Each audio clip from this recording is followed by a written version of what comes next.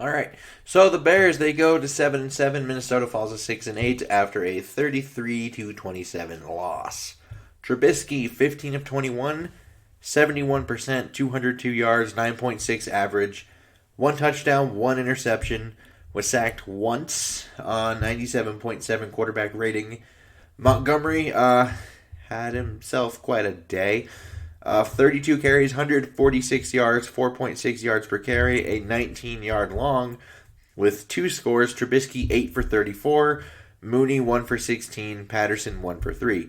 In total, 42 carries for 199 yards, 4.7 yards per carry, and the two scores by Montgomery. Now in the receiving, Allen Robinson 4 of 5 targets for 83 yards. Darnell Mooney 4 of 5 targets as well for 49 yards and a score. Jimmy Graham 2 of 3 for 25. Montgomery 1 of 2 for 16. Anthony Miller caught his lone target for 13. Cole Kmet 2 for 2, 12 yards.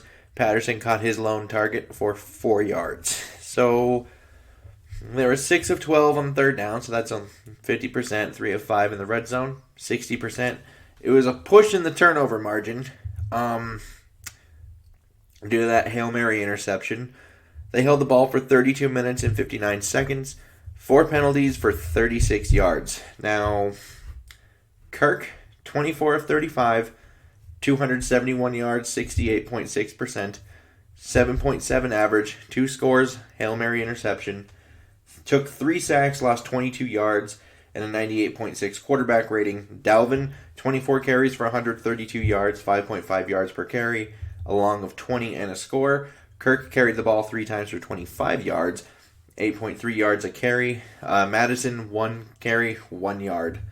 So 28 carries, 158 yards, and 5.6 yards per carry with Dalvin's lone score. Now, receiving-wise, Jefferson led the day, 8 for 11 for 104 yards, 13-yard average. Conklin, 3 of 4 for 57 yards and a score.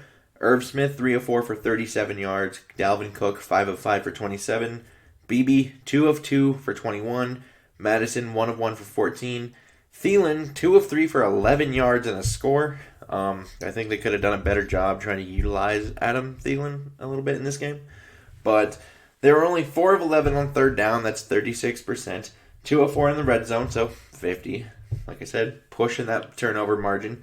27 minutes and 1 second in possession time. Only 1 penalty for 5 yards. Now we get into real thoughts. So, offensively, I think Dozier, still not an NFL caliber player, at least not a starting NFL caliber player. And they did kind of run the ball well. Run blocking was fine. Dalvin Cook is Dalvin Cook. That was still good. However, protection, not good at all. A lot of blitzes, a lot of unprepared for blitzes. So this is how that has been kind of all year. I really thought play calling was a lot worse than execution today. It really felt like they were working against themselves. And I know some people will be like, well, it's not like there wasn't any execution problems, which there were at times, always happen. But I think overall play calling was a much, much worse issue. Like that second to last drive after the Dantzler interception. What? I don't understand that. You have the 3 runs, you get to 4th and 1, and then you have the split back play action, which they didn't bite on. Sure, if it works, it looks good. But at the same time, I don't think you should be calling a play when essentially your playoff hopes are on the line. Because if you win this game, the winner goes to 7-7. It was Chicago, but it could have been Minnesota had they not done that. And I'm just thinking more high percentage thing on 4th and 1 doesn't necessarily mean run up the middle like they did the other time. You could run to the outside even, do a little quick pass. You could even run a wide receiver screen. That's probably more likely. And I just don't think you should call something that has a chance to bust strictly because the defensive end didn't buy the fake. I don't think that's a good idea. And with a veteran play caller, I'm a little surprised things like that happen. Yeah. But overall, I kind of think Kirk was fine. I know many will blame him, but I thought he was fine. I think he's He's okay. It wasn't necessarily Mahomes, and I don't think anyone ever expects him to be Mahomes or Russell Wilson or any of those guys. But I think he played okay, and I really am starting to like this Irv and Conklin combo. I think that's a much better one than what Irv and Rudolph are doing. I know some people really like Rudolph. I've never been a big advocate of Rudolph. I thought the biggest thing he offered was size. He was never a great blocker. He doesn't really challenge teams vertically down the field. He has great size and really good hands, so he can be useful in the red zone. But for $9 million a season, that's a little steep. And defensively, did anything go right defensively today? Because it's getting to a point where DJ Wanham is almost like the only defensive lineman I want to see returned. And it's just every single time they ran the ball, it was just wash, wash, wash, wash. It's getting pathetic. I hate it. I hate watching it. It hurts me.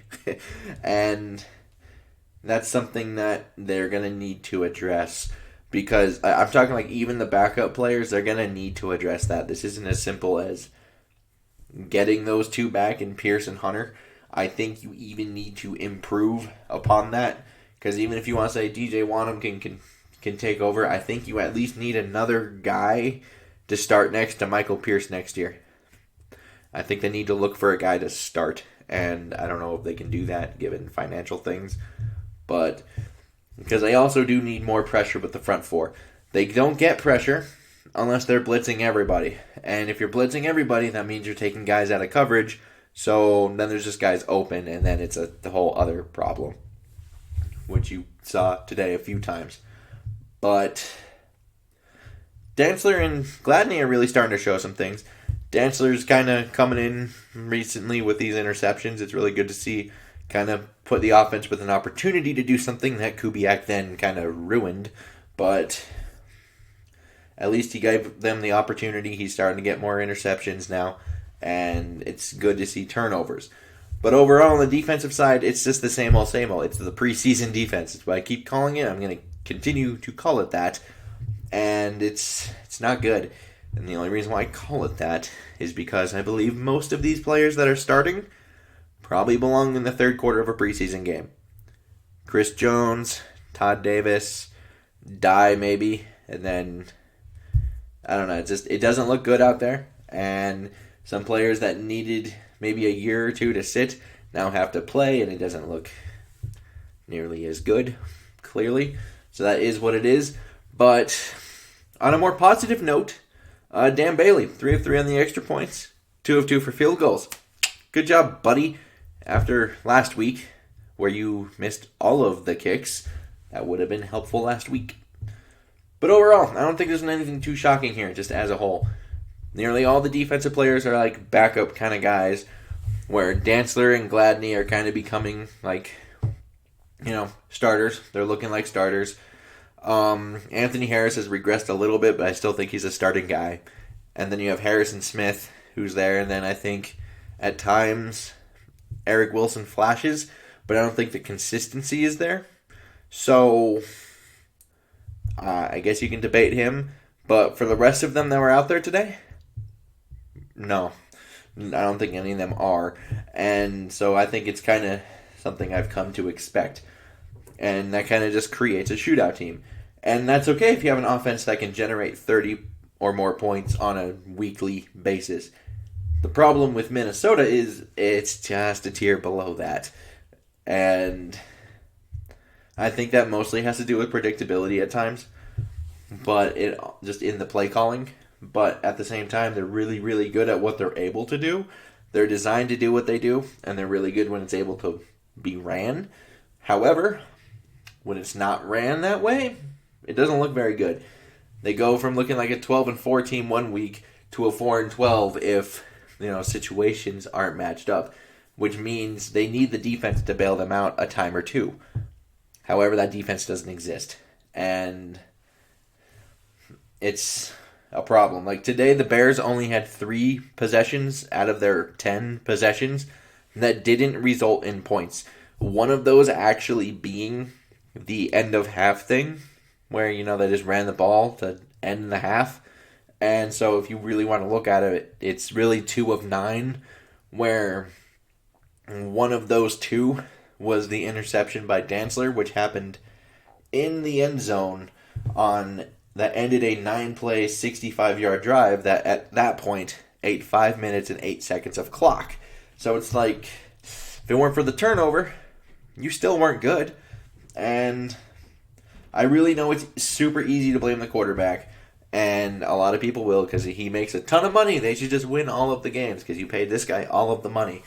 And I know some people think that way, but Trubisky led a team to 397 yards and 33 points against this team, where the only real turnover was a really bad 4th and 1 call.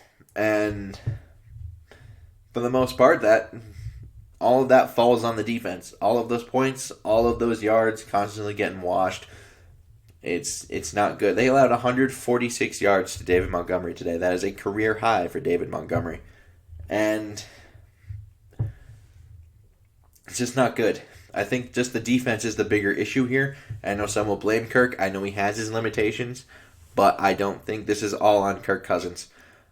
And because out of 14 games this year, Minnesota has allowed 25 or less points only 5 times. Now, they are 5-0 in that stretch there.